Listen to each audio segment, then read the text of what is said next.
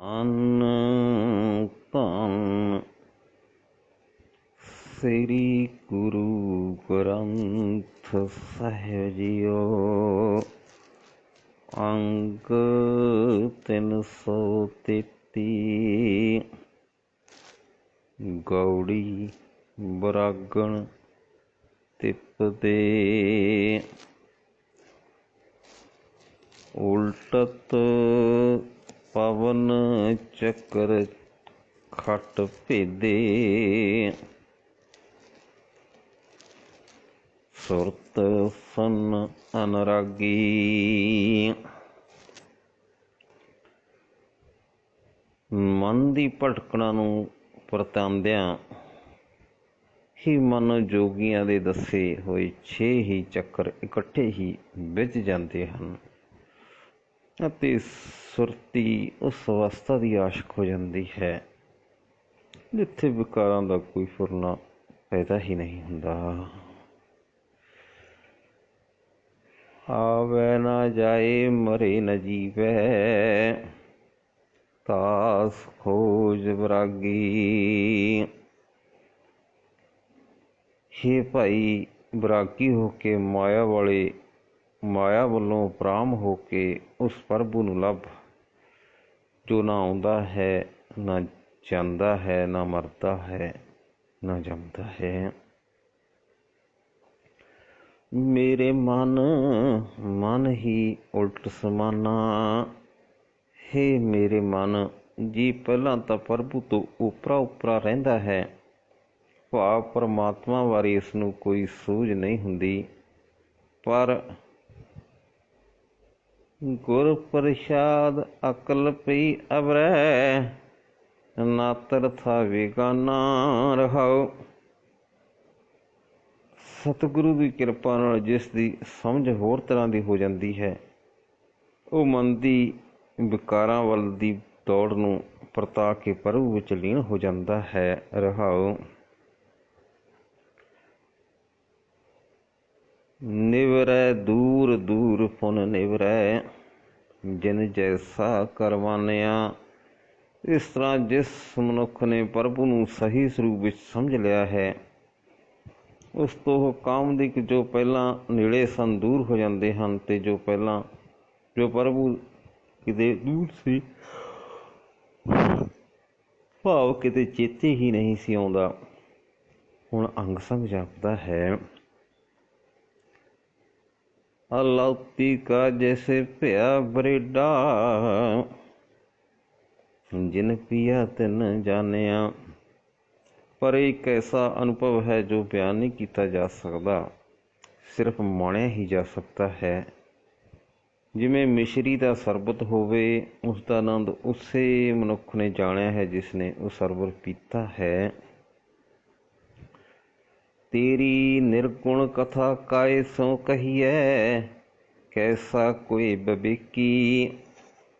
ਹੇ ਪ੍ਰਭੂ, ਤੇਰੇ ਉਸ ਸਰੂਪ ਦੀਆਂ ਗੱਲਾਂ ਕਿਸ ਨਾਲ ਕੀਤੀਆਂ ਜਾਣ ਜਿਸ ਸਰੂਪ ਵਰਗਾ ਕਿਤੇ ਕੁਝ ਹੈ ਹੀ ਨਹੀਂ, ਕਿਉਂਕਿ ਇੱਕ ਤਾਂ ਕੋਈ ਵਿਰਲਾ ਹੀ ਅਜਿਹਾ ਵਿਚਾਰਵਾਨ ਹੈ ਜੋ ਤੇਰੀਆਂ ਅਜਿਹੀਆਂ ਗੱਲਾਂ ਸੁਣਨ ਦਾ ਚਾਹਵਾਨ ਹੋਵੇ, ਅਤੇ ਦੂਜਾ ਇਹ ਆਨੰਦ ਮਾਣਿਆ ਹੀ ਜਾ ਸਕਦਾ ਹੈ, ਬਿਆਨ ਤੋਂ ਪਰੇ ਹੈ।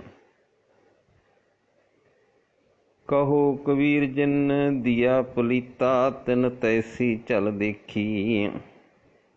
ਹੇ ਕਬੀਰ ਆਖ, ਜਿਸ ਨੇ ਜਿਤਨਾ ਕੁ ਪ੍ਰੇਮ ਦਾ ਪਲੀਤਾ ਲਾਇਆ ਹੈ, ਉਸੇ ਨੇ ਹੀ ਉਤਨੀ ਕੁ ਉਸ ਦੀ ਝਲਕ ਦੇਖੀ ਹੈ। ਗੌੜੀ ਤਹਿ ਪਾਵਸ ਸਿੰਧ ਧੂਪ ਨਹੀਂ ਸ਼ਈਆ ਤਹਿ ਉਤਪਤ ਪਰਲੋ ਨਾਹੀ। ਤਹਿ ਪਾਵਸ ਸਿੰਧ ਧੂਪ ਨਹੀਂ ਸ਼ਈਆ ਤਹਿ ਉਤਪਤ ਪਰਲੋ ਨਾਹੀ। ਉਹ ਅਡੋਲ ਅਵਸਥਾ ਐਸੀ ਹੈ ਕਿ ਉਸ ਵਿੱਚ ਚੱਪੜ ਕੇ ਮਨੁੱਖ ਨੂੰ ਇੰਦਰਪੁਰੀ, ਵਿਸ਼ਨੂਪੁਰੀ, ਸੂਰਜ ਲੋਕ, ਚੰਦ ਲੋਕ, ਬ੍ਰਹਮਪੁਰੀ, ਸ਼ਿਵਪੁਰੀ ਕਿਸੇ ਦੀ ਵੀ ਤਾਂਘ ਨਹੀਂ ਰਹਿੰਦੀ। ਜੀਵਨ ਮਿਰਤ ਨਾ दुख सुख व्यापै सुन समाज दो तह नाही। ना होर जिउण दी लालसा, ना मौत दा डर, ना कोई दुख ना सुख भाव। दुख तो घबराहट ते सुख दी तांग, सहज अवस्था विच पड़िया कोई भी नहीं पाउंदा। ਉਹ ਮਨ ਹੀ ਇੱਕ ਐਸਾ ਅਜਿਹੀ ਟਿਕਵੀਂ ਹਾਲਤ ਹੁੰਦੀ ਹੈ ਕਿ ਉਸ ਵਿੱਚ ਵਿਕਾਰਾਂ ਦਾ ਕੋਈ ਫੁਰਨਾ ਉੱਠਦਾ ਹੀ ਨਹੀਂ, ਨਾ ਹੀ ਕੋਈ ਮੇਰ 'ਤੇ ਰਹਿ ਜਾਂਦੀ ਹੈ। ਸਹਿਜ ਕੀ ਕਥਾ, ਸਹਿਜ ਕੀ ਕਥਾ ਹੈ ਨਿਰਾਰੀ। ਮਨੁੱਖ ਦੇ ਮਨ ਦੀ ਅਡੋਲਤਾ ਇੱਕ ਐਸੀ ਹਾਲਤ ਹੈ ਜੋ ਨਿਰਾਲੀ ਆਪਣੇ ਵਰਗੀ ਆਪ ਹੀ ਹੈ। ਇਸ ਵਾਸਤੇ ਉਸ ਦਾ ਸਹੀ ਸਰੂਪ ਬਿਆਨ ਨਹੀਂ ਕੀਤਾ ਜਾ ਸਕਦਾ। ਤੁਲ ਨਹੀਂ ਚੜ੍ਹੈ ਜਾਏ ਨਾ ਮੁਕਾਤੀ, ਹਲਕੀ ਲੱਗੇ ਨਾ ਭਾਰੀ ਰਹਾਓ। ਇਹ ਅਵਸਥਾ ਕਿਸੇ ਚੰਗੇ ਤੋਂ ਚੰਗੇ ਸੁੱਖ ਨਾਲ ਵੀ ਸਾਵੀ ਤੋਲੀ ਮਣੀ ਨਹੀਂ ਜਾ ਸਕਦੀ।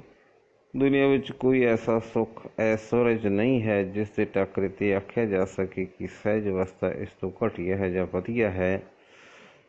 ਇਹ ਨਹੀਂ ਕਿਹਾ ਜਾ ਸਕਦਾ ਕਿ ਦੁਨੀਆ ਦੇ ਵਧੀਆ ਤੋਂ ਵਧੀਆ ਕਿਸੇ ਸੁੱਖ ਨਾਲੋਂ ਇਹ ਹੌਲੇ ਮਿਲਦੀ ਹੈ ਜਾਂ ਚੰਗੀ ਹੈ। ਭਾਵ ਦੁਨੀਆ ਦਾ ਕੋਈ ਵੀ ਸੁੱਖ ਇਸ ਅਵਸਥਾ ਨਾਲ ਬਰਾਬਰੀ ਨਹੀਂ ਕਰ ਸਕਦਾ। ਰਹਾਓ ਆਰਦ ਉਰਦ ਦੋ ਤੈ ਨਾਹੀ, ਰਾਤ ਦਿਨ ਸਤਹਿ ਨਾਹੀ।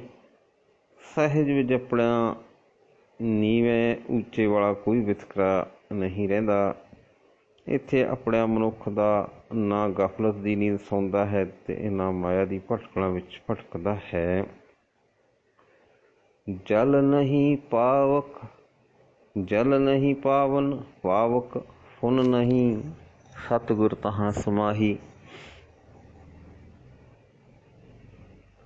ਕਿਉਂਕਿ ਉਹ ਅਵਸਥਾ ਵਿੱਚ ਕਿਸੇ ਵਿਕਾਰਾਂ, ਚੰਚਲਤਾ ਅਤੇ ਤ੍ਰਿਸ਼ਨਾ ਇਹਨਾਂ ਦਾ ਨਾਮ ਨਿਸ਼ਾਨ ਨਹੀਂ ਰਹਿੰਦਾ।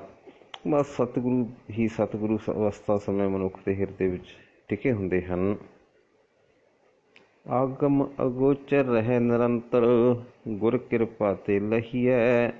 ਕਦੋਂ ਇਹ ਪਹੁੰਚ ਤੇ ਅਗੋਚਰ ਪਰਮਾਤਮਾ ਵੀ ਮਨੁੱਖ ਦੇ ਹਿਰਦੇ ਵਿੱਚ ਇੱਕ ਰਸ ਦਾ ਟਿਕਿਆ ਹੋਇਆ ਰਹਿੰਦਾ ਹੈ, ਪਰ ਉਹ ਮਿਲਦਾ ਸਤਿਗੁਰੂ ਦੀ ਮਿਹਰ ਨਾਲ ਹੀ ਹੈ। ਕਹੋ ਕਬੀਰ ਵੱਲ ਜਾਊਂ ਗੁਰ ਆਪਣੇ, ਸਤ ਸੰਗਤ ਮਿਲ ਰਹੀ ਹੈ। ਹੇ ਕਬੀਰ ਤੂੰ ਵੀ ਆਖ, ਮੈਂ ਆਪਣੇ ਗੁਰੂ ਤੋਂ ਸਦਕੇ ਹਾਂ। ਮੈਂ ਆਪਣੇ ਗੁਰੂ ਦੀ ਸੋਹਣੀ ਸੰਗਤ ਵਿੱਚ ਹੀ ਜੁੜਿਆ ਰਹਾਂ। ਗੌੜੀ ਪਾਪ ਪੁੰਨ ਦੋਏ ਵੈਲ ਵਿਸਾਹੇ, ਪਵਨ ਪੂੰਜੀ ਪ੍ਰਗਾਸਿਓ। ਸਾਰੇ ਸੰਸਾਰੀ ਜੀਵ ਰੂਪ ਪਣਜਾਰੇ ਨੇ ਪਾਪ ਅਤੇ ਪੁੰਨ ਦੇ ਬਲਦ ਮੁੱਲ ਲਏ ਹਨ, ਸਵਾਸਾਂ ਦੀ ਪੂੰਜੀ ਲੈ ਕੇ ਜੰਮੇ ਹਨ, ਭਾਵ ਮਾਨੋ ਜਗਤ ਵਿੱਚ ਵਪਾਰ ਕਰਨ ਆਏ ਹਨ। ਤ੍ਰਿਸ਼ਨਾ ਗੂਣ ਭਰੀ ਘਟ ਪੀਤਰ, ਇਨ ਬਿਤ ਟਾਂਡ ਵਿਸਾਰਿਓ। ਹਰੇਕ ਦੇ ਹਿਰਦੇ ਵਿੱਚ ਤ੍ਰਿਸ਼ਨਾ ਦੀ ਛਟ ਲੱਦੀ ਪਈ ਹੈ, ਸੋ ਇਸ ਤਰ੍ਹਾਂ ਇਹਨਾਂ ਜੀਵਾਂ ਨੇ ਮਾਲ ਲੱਦਿਆ ਹੈ।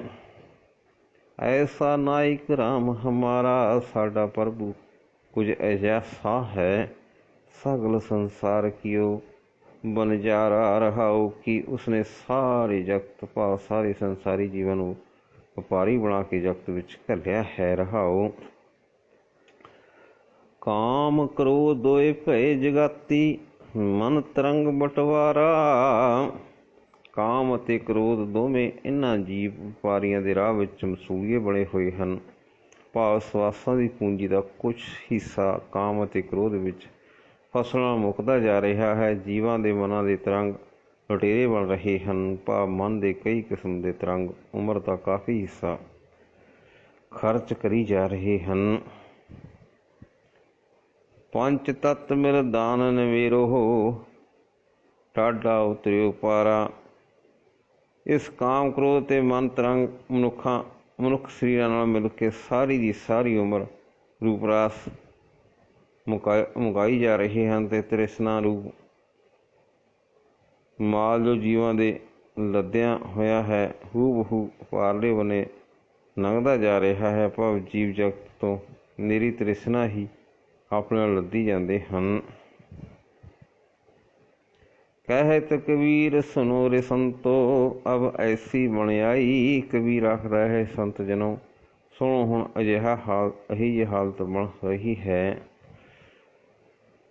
ਘਾਟੀ ਚੜ੍ਹਤ ਵੈਲ ਕਥਾ ਕਾ ਚਲੋ ਬਾਣ ਚਟਕਾਈ।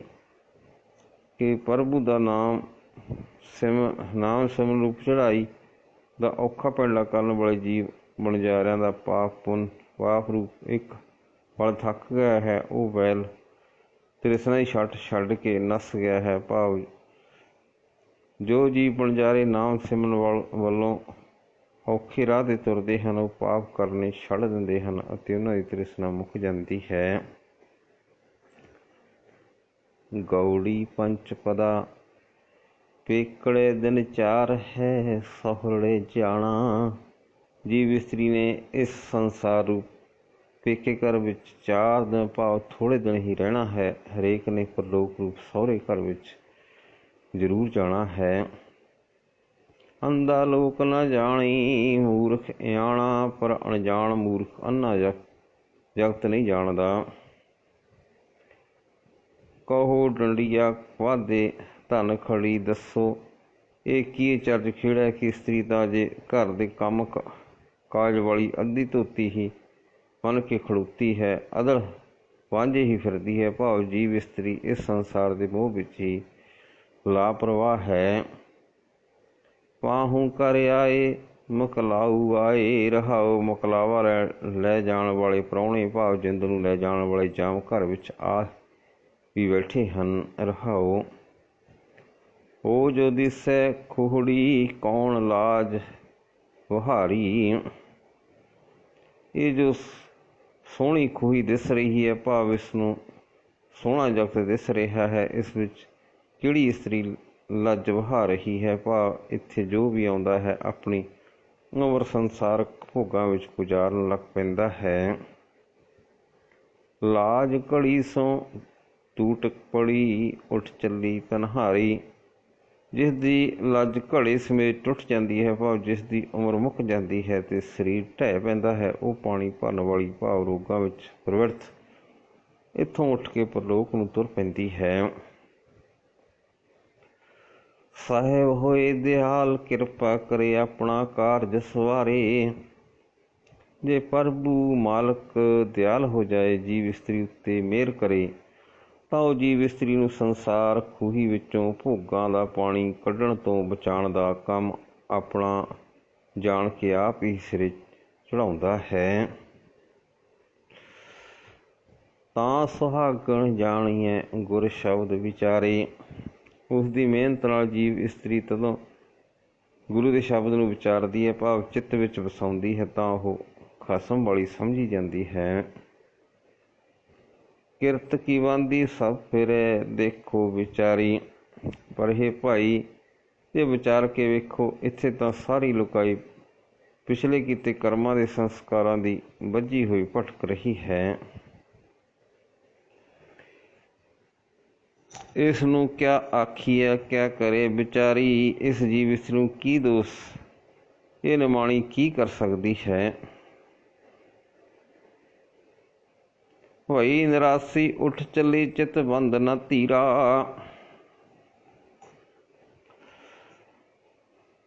ਆਸਾਂ ਸਿਰੇ ਨਹੀਂ ਚੜ੍ਹਦੀਆਂ, ਮਨ ਧੀਰਜ ਨਹੀਂ ਫੜਦਾ ਤੇ ਜੀਵ ਇਸਤਰੀ ਇੱਥੋਂ ਉੱਠ ਤੁਰਦੀ ਹੈ।